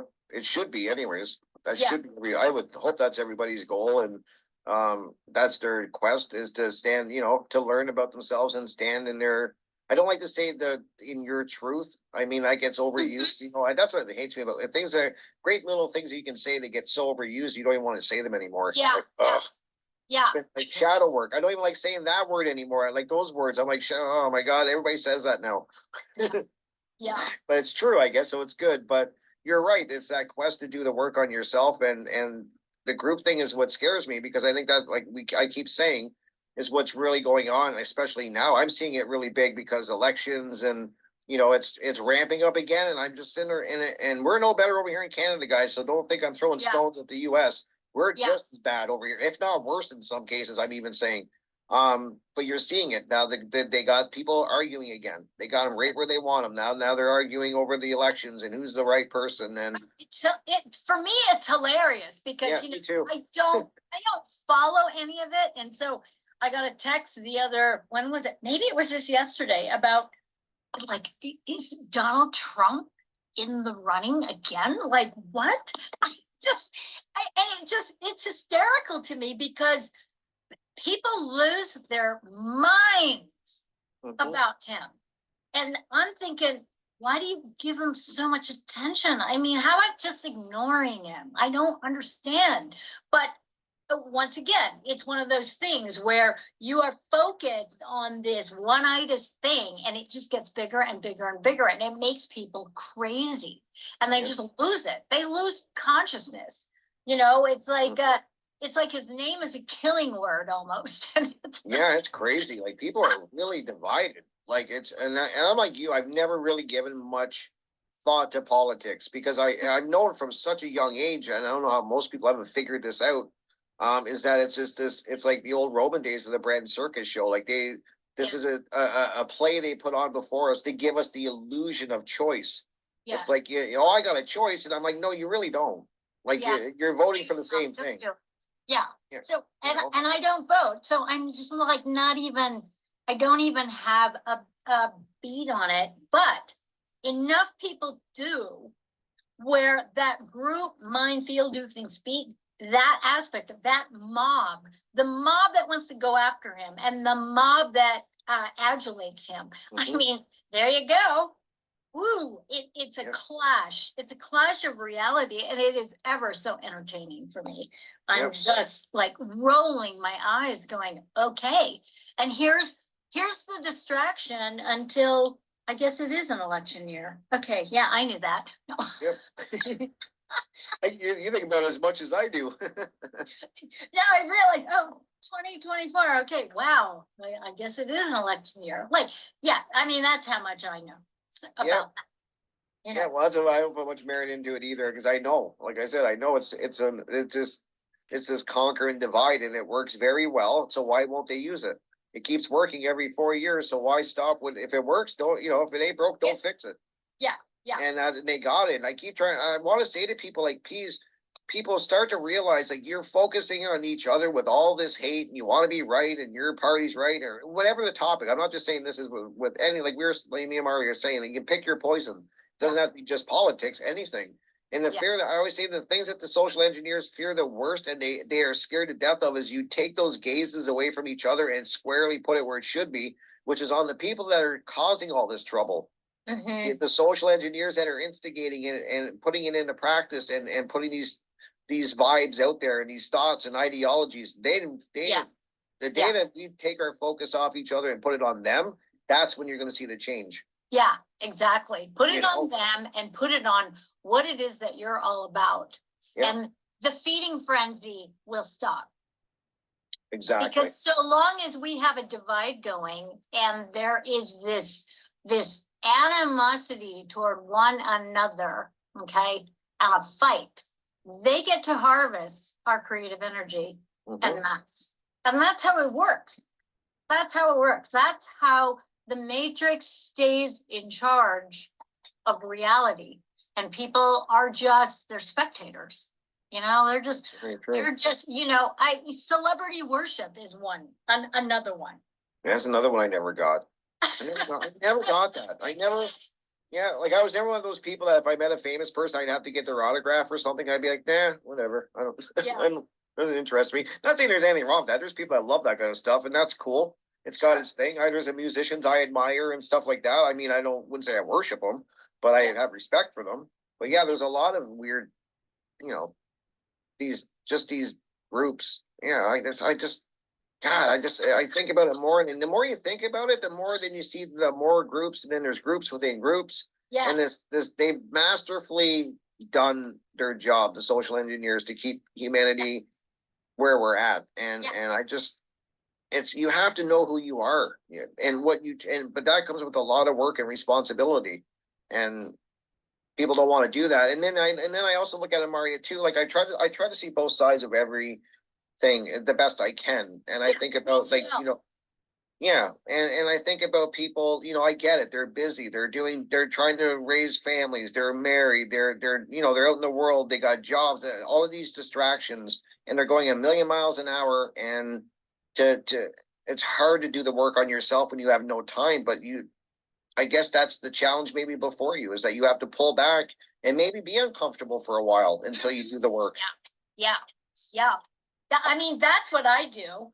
I have been like, what's my latest thing is really about verbalizing and doing so in writing. There's certain things in my first book and the two editions where I realized, oh shit, I don't believe that anymore. And so doing this review or a rebuttal on myself, because some of the premises that I was trying to cling to, I've evolved. I've gone beyond it. So it requires not just the humility and the self-acceptance to admit that, you know what, I was wrong about it. But then the audacity to reformulate it and try to connect the dots of where I went wrong, either in my logic or in my conclusions, and the sort of new up-leveling of the material. And so one of the things that I've had to look at is, once again, it's a form of ONE-itis, where you try to cling desperately to who you once were, and only to realize, wow, that is so not me anymore. Right. And then, and it's not even about backtracking. It's about moving forward and becoming, and being very transparent about it, because that's the thing about being a lover of truth, is that when you love truth, you're going to find all the little discrepancies and inconsistencies in your path to getting to that, and getting beyond that, getting beyond your former conclusions. And so that's been like really painful. It's like, whoa, okay. And you know, part of it is like, it's like really fun because I started writing the book 20 years ago. And then the first edition came out 10 years ago. And so here it is, it's 10 years later, 2 editions later, 3 editions, you know, and it's like, whoa. That's really cool. Yeah. And I'm not the same person I was 20 years ago. I was 44, you know, and it's like, oops. And since that, over that 20-year course, I've had some like major pattern disruptors get in my face where, wow, man, I can't put that, brush that under the carpet. You know, I'm going to have to address that elephant. And yeah, and it is really insane, and it's really, really humbling, but it points to our incredible ability to evolve. And even the word resilience isn't enough. It's evolving and understanding that during your evolution, you might discover you were wrong on some things. That's true. Yeah. And that's just like, ugh, ouch. It's powerful what you're saying, Marja, that you're willing, like that. I think that's really key. What people need to hear is that you're willing to go back and re-examine, and then the willingness to change as new information. Yes. And you learn more. Like you're not stuck. This is kind of ties into the group thing. You're not stuck on one way of thinking. And then you're digging your line in the sand as things evolve. You're willing to change it. And it's amazing that you've written. Do you write a lot? I take it that you write a lot of journals. Like you write journal. I write a lot of journals. I have a thing it's almost a Wikipedia of my thoughts and my, you know, the things that I'm tormented by. That's really cool. And it's kind of disturbing. And but at the same time, my process as a woman, you know, and I'm a little bit on the spectrum, so I'm kind of Aspergery and stuff.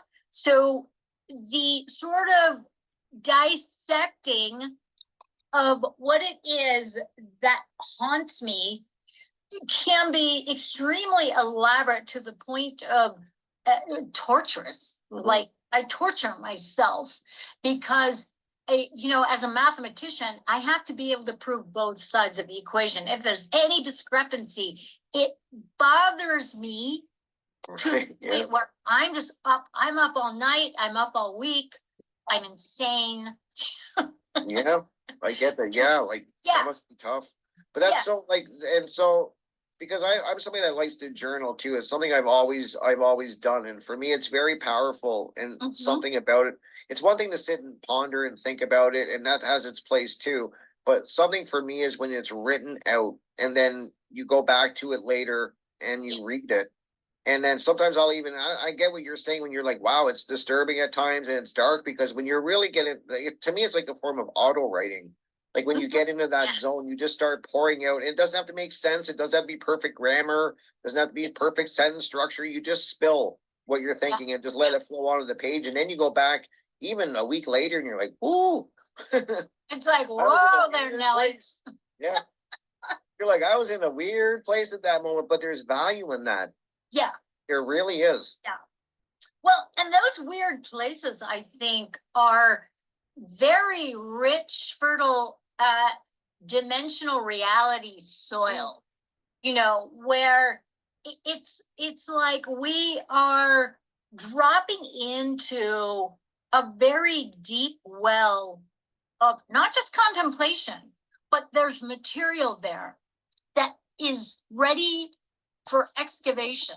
And how you're going to excavate it, or how it's going to be connected to, you know, your process, or perhaps to some material that you wrote decades ago, or how and maybe it's a new teaching, maybe it's a new way of thinking, or maybe it's just some demonic hell realm that you just really need to avoid altogether, because I've had all of that happen.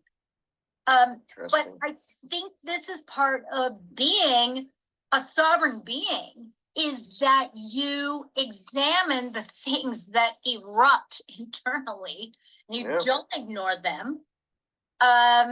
You know, and you also don't over-identify with them. And I know, like, being a little bit on the spectrum, I can over-identify, and I can, you know, just sit there and ruminate, you know, until I just make myself crazy. And this is where my partner, my man, can just like intervene and go, honey, you know, and just set me straight, because sometimes I need that. Sometimes you get into like a feedback loop, and somebody's got to get out of it.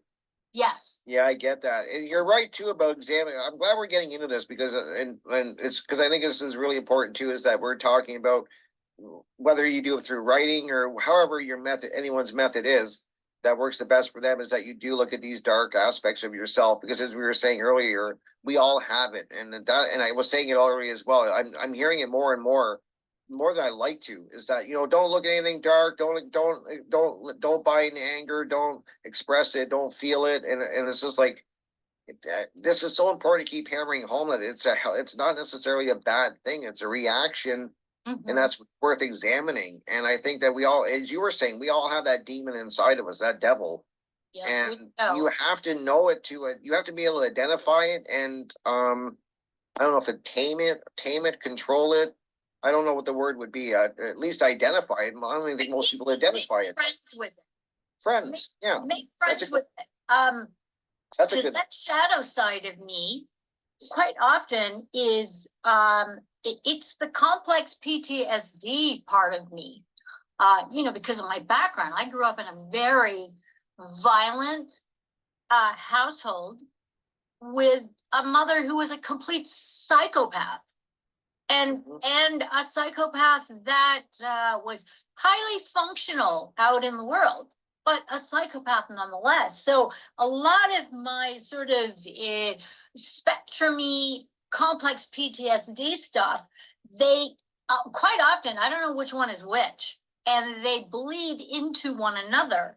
And so the result from that is that I'm very sensitive and I'm very astute when dark stuff comes up, and I have like a physical aversion to what is coming up, where I literally get sick to my stomach and I puke.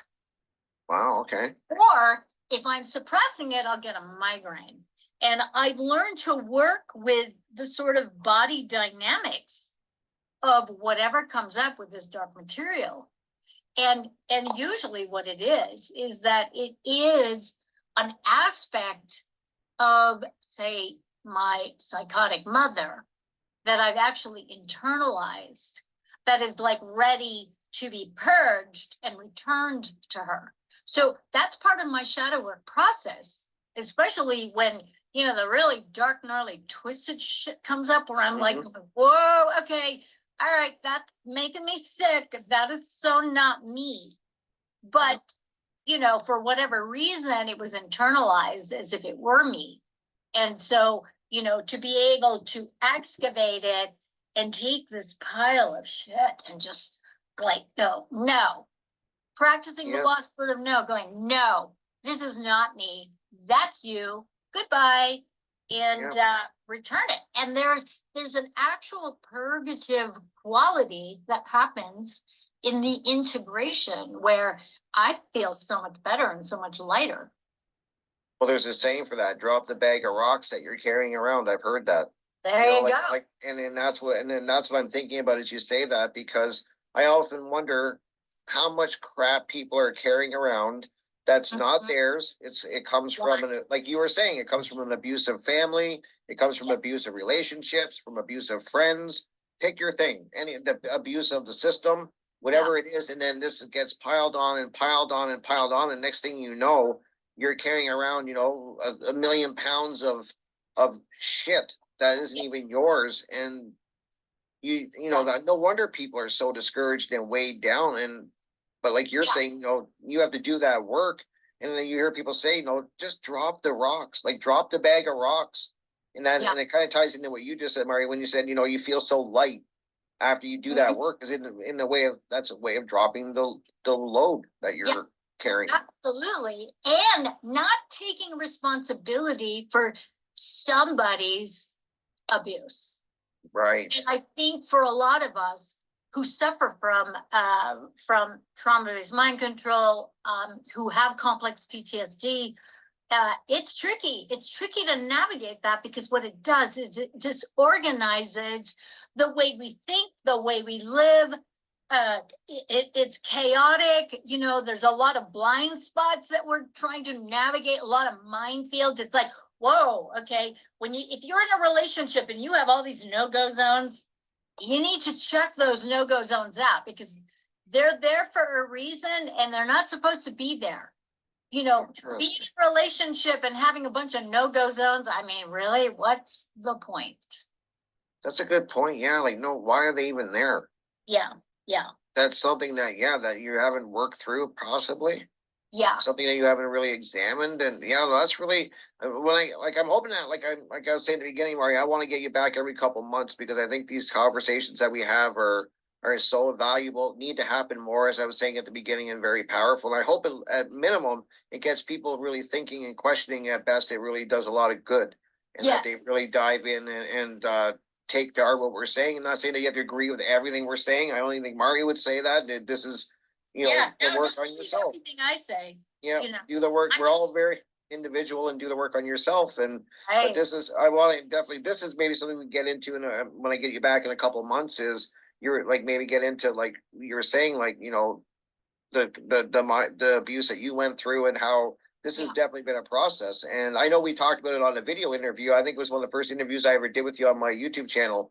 You kind of dove into that a bit, but I don't think we really dove deep into it in the radio. But I think so many people are suffering with these past traumas, and they're not dealing with them, and they're and then another good topic would be, are medications, like what, like maybe you could touch on, do you think there's a place for medications, or do you think they're overprescribed? What do you think? I do think there is a place for medications. I mean, I've definitely, for a very brief time in space, I was on a particular antidepressant. Right. And I've been on them in my life, It was a necessity, because I was bouncing off the walls with so much anxiety, really just getting to the crux of my traumas and my complex PTSD. I didn't have the tools. I didn't have the tools to, like, really be able to regulate my nervous system once the cats were out of the bag, and the reality of what I had suffered was, like, really, really came to a glaring light. And so there's all kinds of things that we have to face in order to become sovereign. And in this process of sovereignty, the process of sovereignty and unraveling complex PTSD, our traumas, is very, very key in being able to stand on our own and not defaulting to some group for a sense of belonging and a sense of safety, because it's a false sense of belonging, a false sense of safety. And it's predicated on you really being in total compliance with the rules and regulations and the mindsets of that particular group. And that is dangerous. That is dangerous when you project all of your wants and needs and your traumas and heal me, let me belong here and let me feel better because of this group. It's like, No, dudes, don't do it. Yeah. Don't But do then it. I was thinking that was you were saying that, like even groups that you could get, you gotta be even leery of mental health groups that Yes. you're part of. Yes. I mean, I get it that I think a lot of people go, you know, I'm sure most people in these groups want to help heal and are part of it, but I think it's also one of these cul-de-sacs you can get stuck into where you're reinforcing each other's trauma and reliving it, reliving it, reliving it. I could be wrong. I'm just saying I would think that would happen. You're onto it there, because it's not just that, but a lot of these groups are very predatory. They prey on victim consciousness. That's true. And Yep. you have the savior victim and all of that kind of stuff. And I mean, we're entering in a whole dimension of narcissism, sociopathy, psychopathy, where these people will prey on your traumas and prey on you. And so you don't want that either. So, which is why, once again, the shadow work is very, very important. So you can stay in alignment, stay in your own lane, stay in your own energy, and not project it onto a group, or not leave yourself wide open to be hijacked, you know, by some wannabe guru healing psycho that just wants your money or just wants what's between your legs, unfortunately. That's true. And this is something that we all need to be very aware of. But if you are not in your own lane and you don't know your own energy, you don't know what's you and what's somebody else, you can be very, very suspect in being targeted by these, you know, I mean, that's what they do. They're psychic vampires. They are energy vampires, and they want to take control as if they are helping you, as if they're doing you a favor. And all they're doing is vampirizing you. In a lot of the cases, you're paying for it too. You're getting all the money and everything, so you're paying for them to feed off you. It's like, oh my God, you know. And you're right. And I like what I think I'm really see. This is a show, Marja, where I wish I had a third hour. This is where I think we're getting into like some really, and I'm gonna make sure I leave notes. And when I have you back, if you're willing, I would like to even go deeper into this, because I think we're really getting at this. We're all dealing with traumas in our own way. We've all had mental traumas and things that we're dealing with. And I like the way that you said, you know, like, because I always wonder, you hear so many people down on all these medications, and I don't want to just, I want to look at both sides of it once again, because I have friends that are on medications and it's helping them. And it's like a crutch at the time. Back when I first got diagnosed with my condition, I went through a really bad couple-year depression. It was bad. Like, I mean, I don't know, you couldn't get any lower than I got. How, you know, the next level was death. And I mean, I had to take medications at that time as a crutch to kind of help me deal with it. And I think the key is not to stay on them. I mean, if you can do the work and get off them when you have, but they're there as a crutch, not as an answer, I think is maybe a good way to put it. It's very, very short term. Right. It's very short term. It's not a device. It's not a tool to go numb. It is not a tool to avoid sensation. It is not a tool to be high. And I'm also talking about, you know, the vape club, the spliff club, the plant medicine club. I'm not down with any of that kind of stuff, okay? Because I think a lot of it is escapism. And that's just my opinion. And I've had people get in my face about it. It's like, I don't care. It's like, how's your life really going? You know, I mean, the proof is in the pudding here, but most of the people that I know who cycle through these things, it's a Band-Aid. And, you know, the majority of your problems are, guess what? They're still there. Yeah. Nothing's been resolved.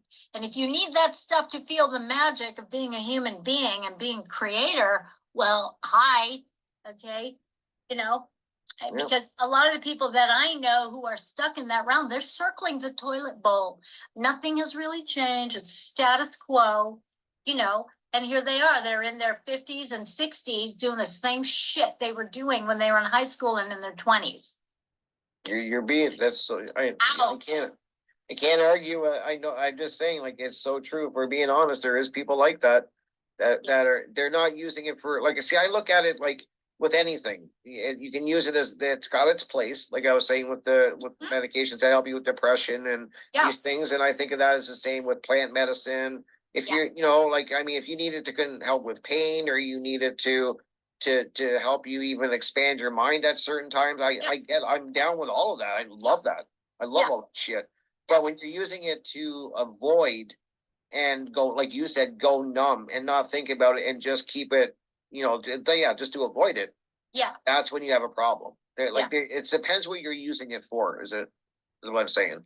Absolutely. I agree. 1,000%. Yeah. Very interesting because I wonder how many people they just want to be numb. I've heard people say that to me. I just want to be numb. I don't want to think about it.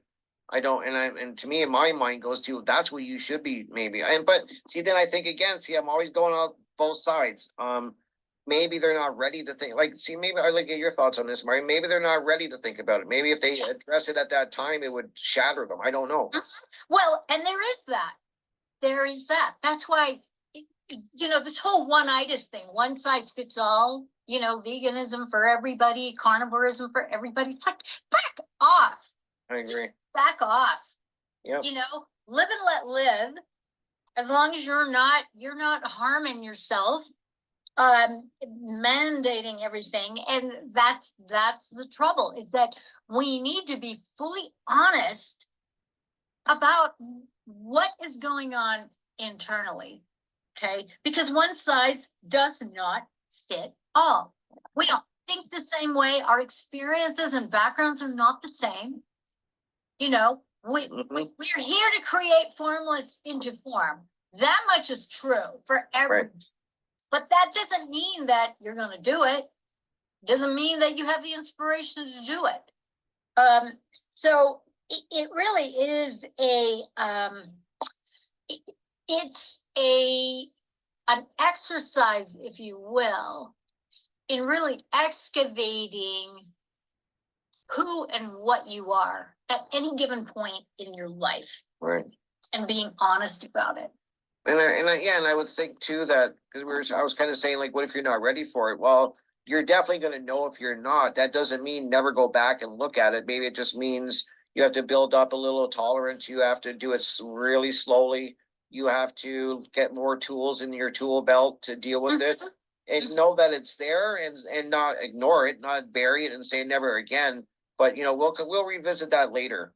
As I get stronger, and I learn more about myself spiritually, emotionally, all the things that we talk about, then you go, because eventually you're going to have to address it. I don't think it's going to affect, if you think it's not going to affect your life at some point, even subconsciously, you're just fooling yourself. I think. No, you are fooling yourself for sure. It's going to rear its head probably at the most inconvenient time. That's what's been my case. It's like these things that you bury, they will rear their head when you don't want them to. Right, and you're just like, oh, and then that's a red flag to me. It's like, wow, I should have dealt with that maybe. Yeah, and not only that, there is an ancestral aspect to our psyches that we do need to address. And that is part of the shadow work, because it's not just about the traumas, but it is also about the generational traumas that of our heritage, our mother's line, our father's line. I mean, all of it comes into play, where we're often automated and repeating certain things that if we became conscious about, we would probably work to eliminate it or embrace it. I mean, who knows? But I think these are aspects of it, So I do a lot of tribal work with people, a lot of in utero prenatal work, because the majority of what it is that we come in with is in utero, in our mother's womb. There's no getting away from it. And if your mama is a train wreck while she's carrying you, you are absorbing all of her train wreck stuff. and all the stuff that the shadow material that she's not looking at, that she's avoiding, not to mention your father's line, etc. So these are all the things that come into play in terms of the much needed shadow work. And if there was a lot of neglect there, of course, you're going to be, in my opinion, predisposed to wanting to be part of some group to like really fill in that black hole, that emptiness. Yeah. That sense of not belonging, of feeling neglected and unloved and unnurtured. Yeah. No, I agree. You see people that do all the time. Like if they're missing a father figure, they search for that in a partner. They search for that. And the same as a mother figure. You see a lot of, you know, these weak men, they're looking for a mother figure. They whether to take care of themselves, to take care of them, which is another rampant thing. So very interesting. And I'm kind of writing notes here. So for our next talk, when I get you back on in a couple months, if you're willing to come on, I would love to have you on again, of course. Absolutely. You know me. I know. I love our talks and good company. And your people are like fantastic. You know, they're right there with us. Yeah, I agree. I met so many cool people and I've interviewed so many people, and I learn every time I have a discussion with you. I'll sit about and think about it for days, and if not longer, I go over it in my head. I'll re-listen to it, and I think there's a lot of value there. And so I hope people are taking value from this and really gets them thinking in that. And I'm looking at the time again. Like I said, I wish we had a third hour, but we got like 3 minutes left. So I want to make sure I give you time. Like if people, I just want to give you the floor for the next few minutes. Let people know where they can find your work if they want to get in touch with you, because you like working with people, as you were saying. You know, you're doing a lot. So I want to give you the 3 minutes. You let people know everything you want to know, where they can reach you, everything. Well, the best place is my YouTube channel. Love, Truth, and Beauty is what it's called. And I've got, at this point, over 300, I think it's like over 370 videos. And you can start from the beginning. I have playlists all set up. My website, LoveTruth&Beauty.com, is actually being updated, but you can go there. There's lots of material there, and you can get in touch with me through there on the Facebook. I'm really friendly. You can find some of my videos on, well, actually a lot of my videos on my old Instagram page, which is still there. A lot of my IGTV videos are there, and you can see them in their totality. If you don't want to go onto YouTube, I'm also on BitChute. I'm on Library. Where else am I on? I'm on Great Work Network. I'm also going to be starting a Substack blog. And this is, I think I'm going to be calling it the No-Go Zone a Go-Go, because I talk a lot about stuff that people find very, very offensive. And you know what? I'm just too old. I don't really care who I am. No, that's amazing. And I love it. I love it. I mean, that's what I love about that's what I love about your work, is that I said it at the beginning. These are the topics I love to talk about. They need to happen. And they're uncomfortable and people don't want to touch them. And I'm like, well, we're going. Yeah. Because people are thinking it, and more people need to stand up and have these discussions. And I'm so grateful for all the work that you do. And our friendship. I mean, I'm so glad I met you. It's amazing. I appreciate you too, Rick. Awesome. We have a really, really good time. And you know, we're both shit disturbers. It's like, okay, you know, this is one of the reasons why we're here, you know. Yeah, absolutely. It's a good thing. Wow. Well, there you go, guys. That is the end of the show. It went so quick.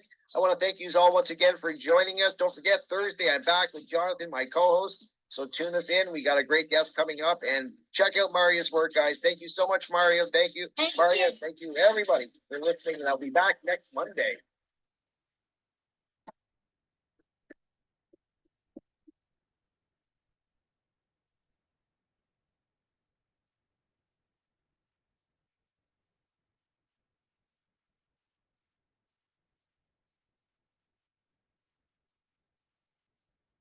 You're listening to Revolution Radio. Okay, my loves, that's it for this episode Thank you for listening in and tuning in. And until next time, here is to your love, truth, and beauty. Bye for now, my loves. Bye-bye.